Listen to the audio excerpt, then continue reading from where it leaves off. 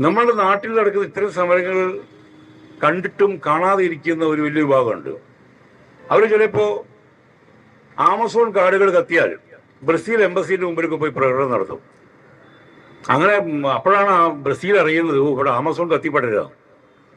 അങ്ങനെയുള്ള വലിയൊരു യുവ സമൂഹമുണ്ട് ഇവിടെ.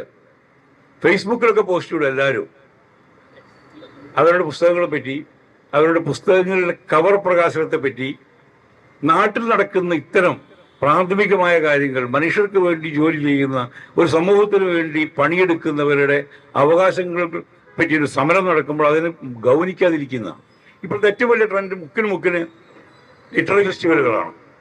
എവിടെ നോക്കിയാലും സാഹിത്യകാരന്മാരാണ്. സാഹിത്യകാരന്മാർ മുട്ടി നടക്കാൻ വയ്യാതെയുണ്ട്. തിരുവനന്തപുരം മുതൽ കാസർഗോഡ് വരെയും വയനാടും ഇടുക്കിയും എല്ലാ സ്ഥലത്തും ലിറ്റററി ഫെസ്റ്റിവലുകളാണ്. ഈ ലിറ്റററി ഫെസ്റ്റിവലുകളുടെ സാഹിത്യം മുഴുവൻ ആരും വായിക്കുന്നില്ല എന്നുള്ളത് പോട്ടെ, അത് സാഹിത്യമാണോ എന്നുള്ളത് സെക്കൻഡറി.